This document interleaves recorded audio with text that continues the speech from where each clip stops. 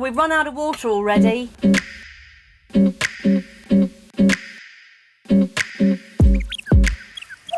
In last week's episode, we showed you how we get ice onto Esper without it melting, and how our mojitos went down particularly well in the end, despite the onset of the southwest monsoon.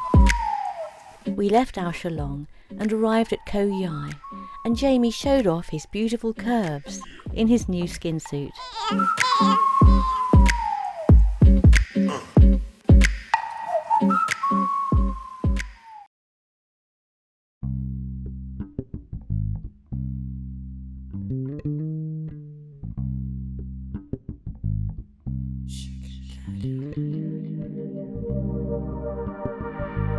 We didn't stay in Koh Yai for long.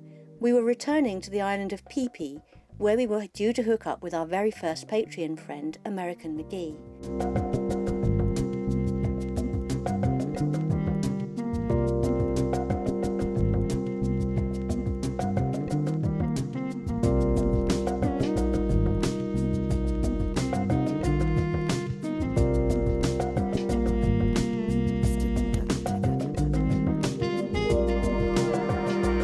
It was a short hop across the bay, but time enough for me to do some scrubbing as we passed local fishermen pulling up fish traps from the shallow seabed. If you remember, we weren't particularly impressed with Phi Phi.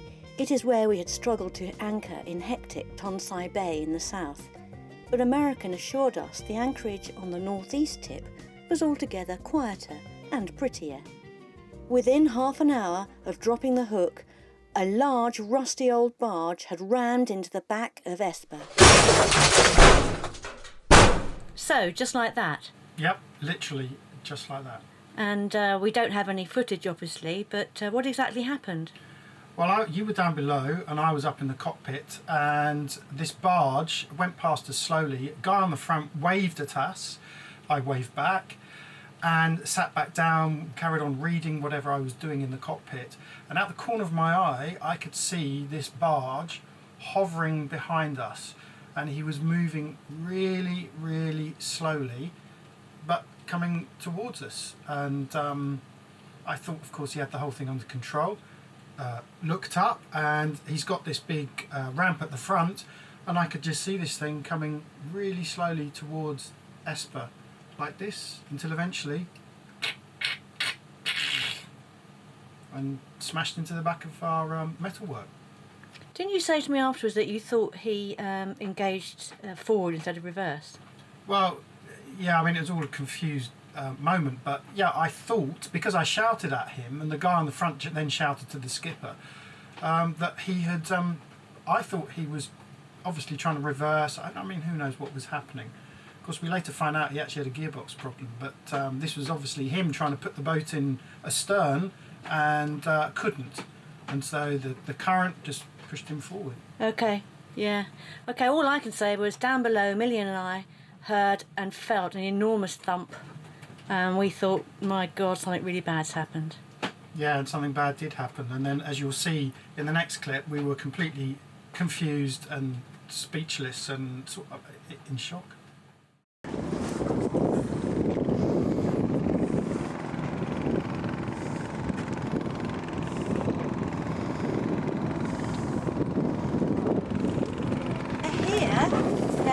They're workers. It's an old metal boat, old steel boat with a crane on it. They haven't scarpered, they haven't gone off anywhere, but obviously they're not going to be able to speak to us. Yeah, any ideas? I'm going to look it up as well on the internet to see what we should do. Call it back. I just can't believe what's happened. Just got rammed. Just, I don't know what they were doing. They were just. What was going on? He just came for us. On purpose? I don't know. He just didn't. He just come in. No, the guy waved, said hello first of all, and then and they. I don't know what they were doing. I've no idea, Liz.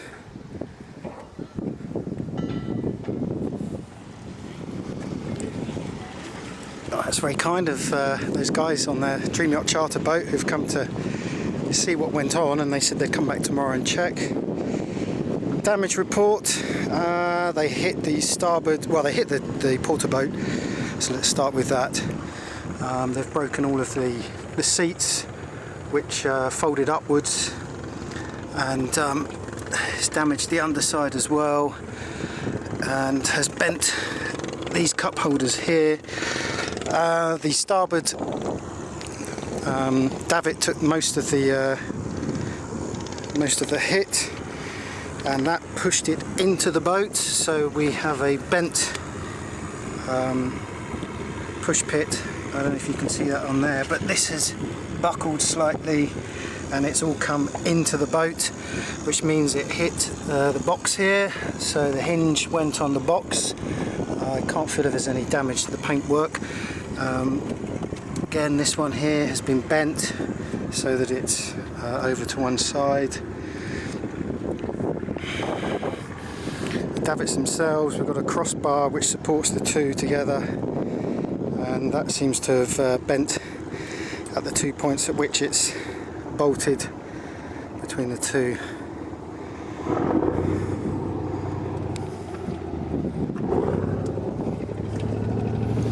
The boat, meanwhile, is still moored up.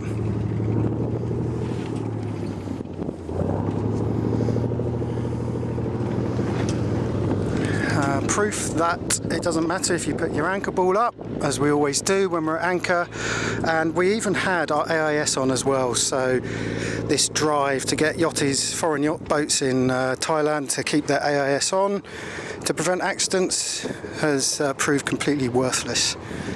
I have to say, I can't see him on AIS. In fact, I can't see any of these boats on AIS. Esper, this is Synchronicity on 08, over. Meanwhile, American McGee hails us on the VHF. It's Liz, over. Finally it works. I have no idea what was going wrong there. I think we've got you right in front of us, and we'll be there in about 20 minutes, over. Just tell them to watch out for the reef. Sounds great. Jamie's just reminded me to say watch out for the reef, but I think you know this area anyway, over. Yeah, I think we successfully navigated past the reef already, but thank you, over. Alright, just to let you know, we have just had an accident. A boat has rammed the back of Esper, has broken our dinghy, our davits, and God knows what else, over. That's absolutely awful. Well, we are bringing whiskey and wine if that helps, over. Always helps. Yeah, that always helps. The initial shock is going, we're now trying to find out who we need to tell and have a proper look at it, but looking forward to the whiskey, over. Understood, Esper. We'll be there in a little while. Bye-bye, over. Standing by, 1-6. Oh, fucking hell. I just, you know, our excess is $5,000. Okay. That's more than $5,000 worth.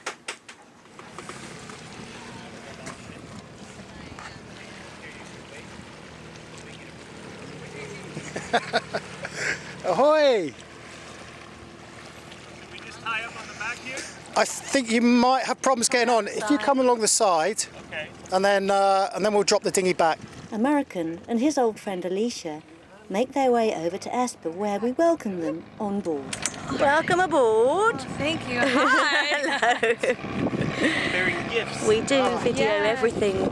Oh, I'm all about documentation. It's great. Good to meet you in the flesh. Very nice to meet you Hey, as how's it well. going? Yeah, it's going very well.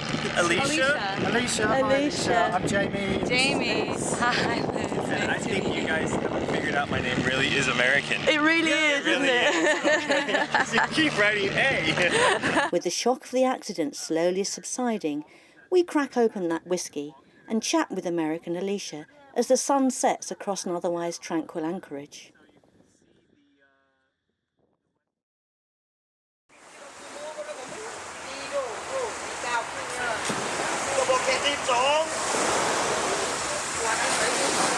Well, it's another day in paradise, and I am now looking for someone who may be able to help me regarding our little accident yesterday. So I've been into a hotel and had a chat with them.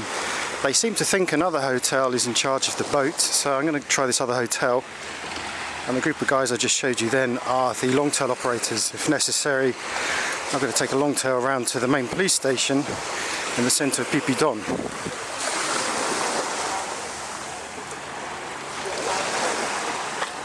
The other hotel drew a blank, so Alicia joins Jamie on the longtail ride into town. Okay, do you want to climb on? Yeah. Fortunately for Jamie, Alicia does a little bit of modelling and is also a keen photographer, so they had much to talk about on the 2-mile journey to the northern anchorage. So we're going to do some modelling, are we? I need like artsy photos on my film camera, and I can't take them of myself. Of course. It doesn't really work doing selfies on a 35mm. And you have a good eye, so I trust you. Well, it's been a while since I used the film camera, but we'll take some backups on digital as well. Yeah, exactly, on my phone. We can try that too.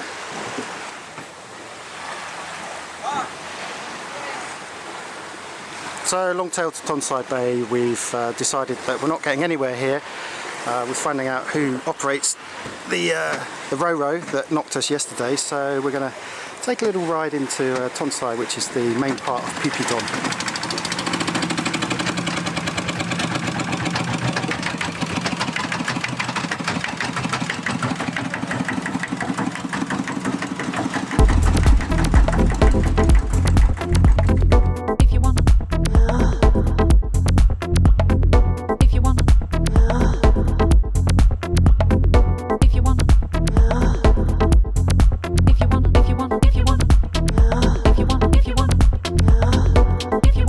Longtails are a noisy experience, but that doesn't detract from the beauty of Pipi Don. This part of the island is a far cry from our initial experience of Pipi in Tonsai Bay. The anchorage here is too shallow for most boats to access this side of the island. Jamie and Alicia make their way to the police station, where they recount the accident and show the officer in charge photographs of the offending local vessel.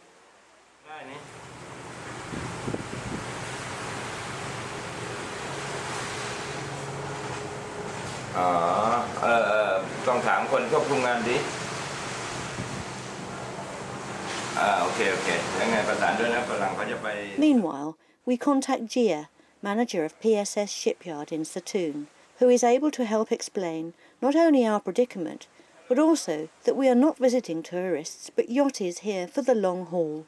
It's the usual Thai thing, and I've left them my telephone number, and they say they're going to phone the owner, try and find the owner, and then give us a call back.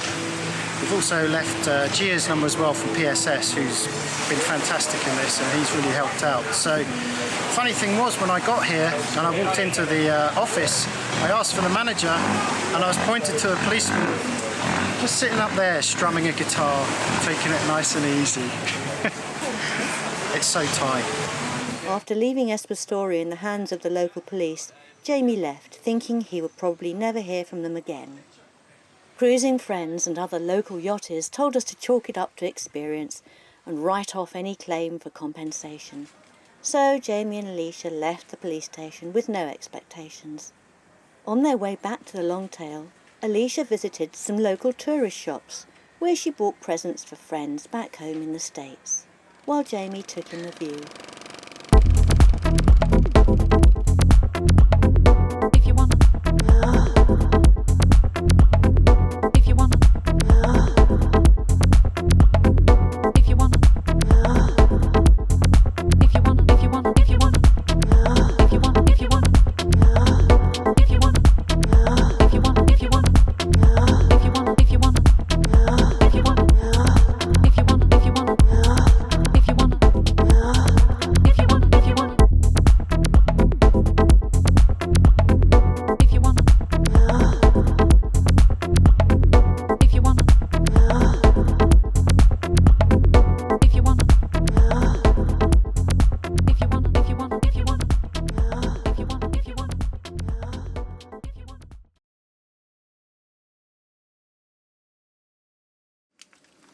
Synchronicity, this is Esper. Do you want to go 08? See you on 08.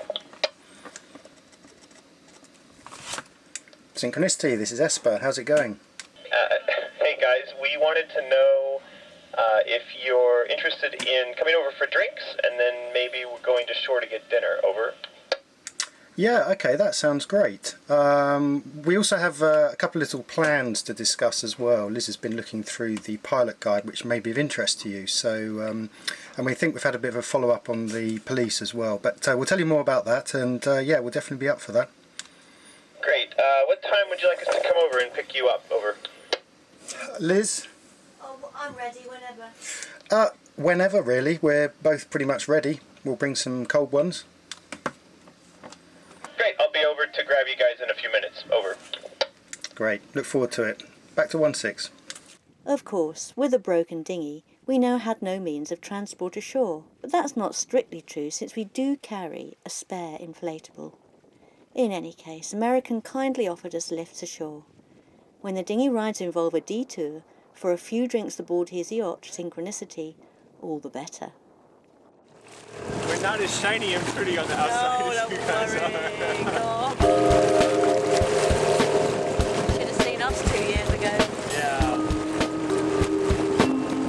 It's got a good shape though. It's nice and wide, beamy. Very crazy. How big it is? 13, almost 13 foot. Yeah, amazing. Yeah. So inside is absolutely huge.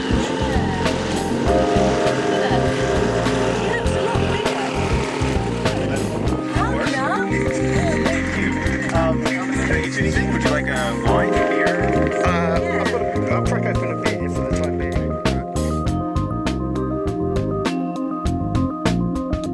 It was a great chance for us to get to know American and his guest Alicia better.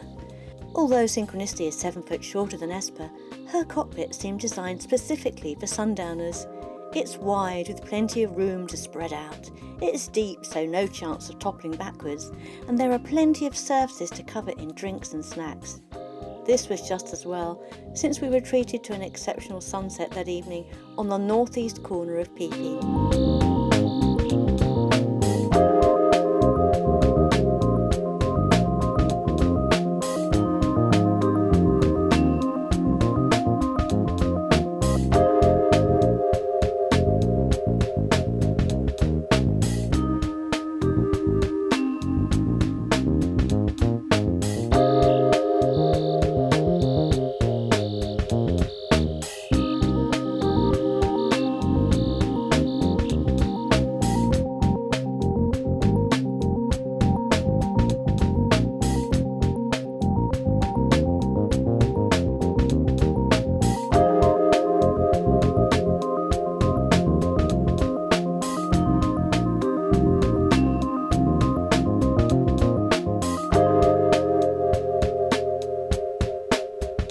It was great, despite the accident, to be able to make new friends and discover kindred spirits. One of the greatest joys of this alternative life is the people you meet, both those on land and those in other cruising boats.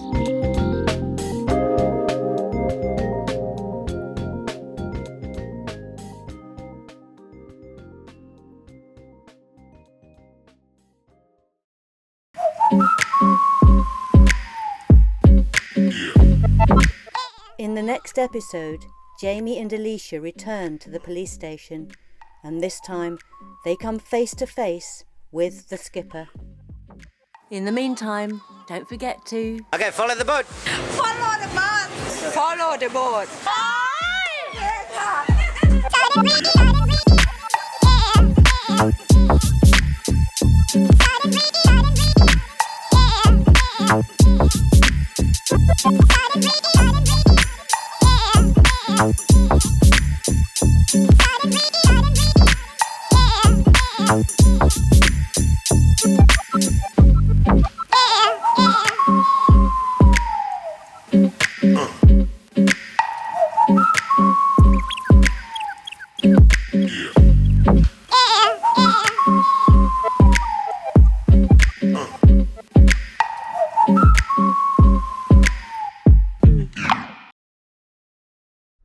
Hello, we are Liz and Jamie. And we live on a boat with a cat.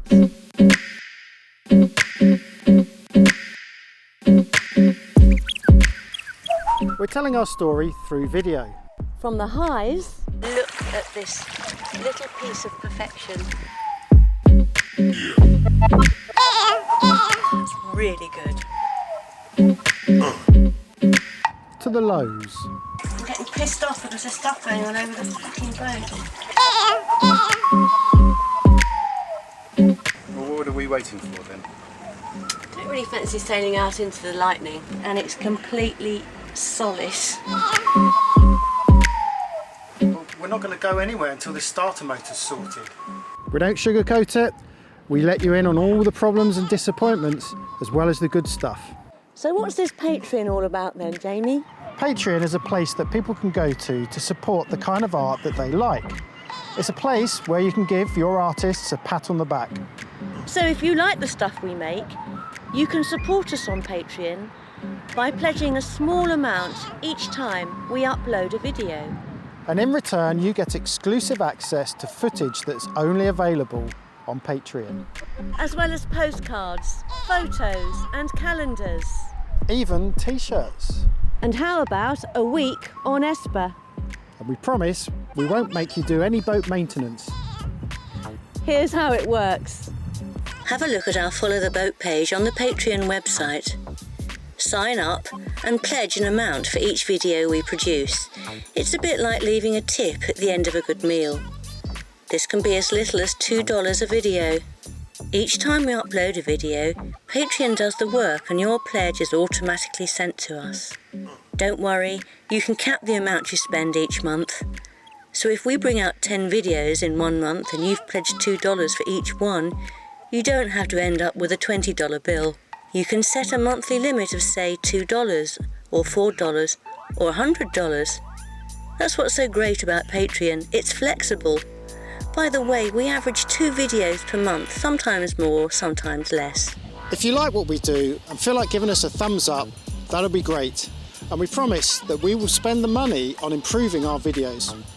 But if this isn't for you, don't worry, because our content will continue to be free and available on our YouTube channel. Thanks for watching the video. Fair winds. Hope to see you soon. Follow the boat. Follow the boat. Follow the boat. Follow the boat.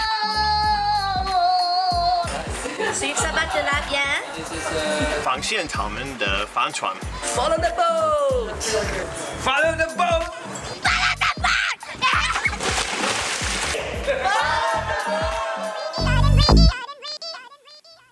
Follow the boat.